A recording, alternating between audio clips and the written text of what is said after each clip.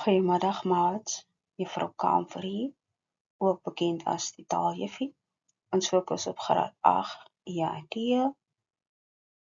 letterkunde, die gedig is Kali Kalbas.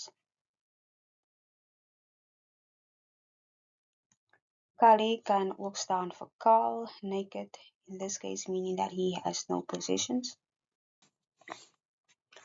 Kali Kalbas, deur F. Du Plessis. Kali Kalbas stap na Kraanheilstasie, sonder sy hoed en sonder sy bagasie. Vanaand as die son in die sand verdwyn, klim Kali Kalbas op die Kaapse trein. En as hy in Kaap aankom, staan duisende mense en wag vir hom. Almal kom kyk want Kali gaan met 'n vliegtuig ry tot op die maan. Mense, totsiens, my reis is ver. Vannag slaap ek op môre ster.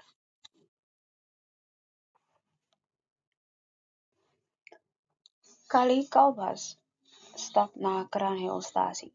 So Kraanheilstasie, the name of the train station. Sonder sy hoed en sonder bagasie. Bagasie without his hat and luggage. So a hood is his hat, sonder bagasie is without luggage. Vanaand as die son in die sand verdwyn, son in this case,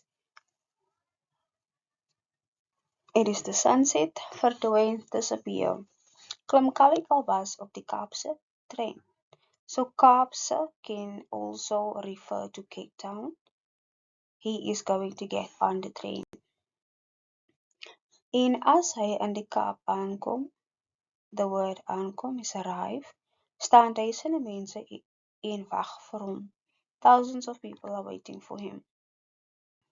Almal kom kyk want Kali gaan met 'n vliegtuig ry tot op die maan. He is going to ride on an aeroplane to the moon. Mense, totsiens. The word totsiens is farewell. My reis is ver. Vanaand, vannag, it's also vanaand or tonight, slaap ek op die môre ster. He is going to sleep on the morning star, Venus. Halfrym, beeldspraak en stylfigure. Die A, die vokaal A word herhaal, is 'n assonansie. Ons kry ook alliterasie deur die K woord wat herhaal word. En dan in versreël 2, die S wat herhaal word is alliterasie. Ons sien ook 'n hyphen.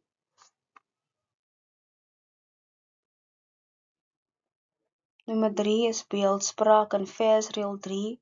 Dis beeldspraak wat plaasvind is personifikasie.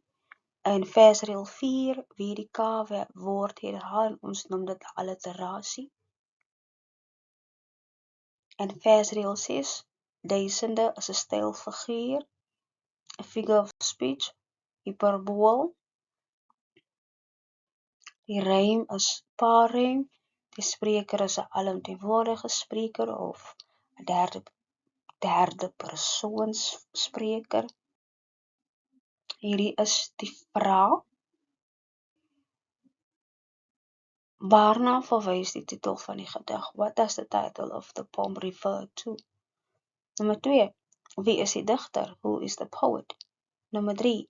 Wie of wat is Kali Kalbas? Who or what is Kali Kalbas? Nommer 4. Waarheen loop Kali? Where is Kali walking to? Nommer 5. Na watter area van die land is Kali op pad? To which area of the country is Kali heading? Nommer 6. Waarmee gaan Kali daarheen ry? What will Kali use to travel there? Wat het Kali nie by hom nie? Noem 2 goed. What does Kali not have with him? Name 2 things. Nommer 8. Kali Kalbas stap na die Kraanheilstasie sonder sy hoed en sonder bagasie.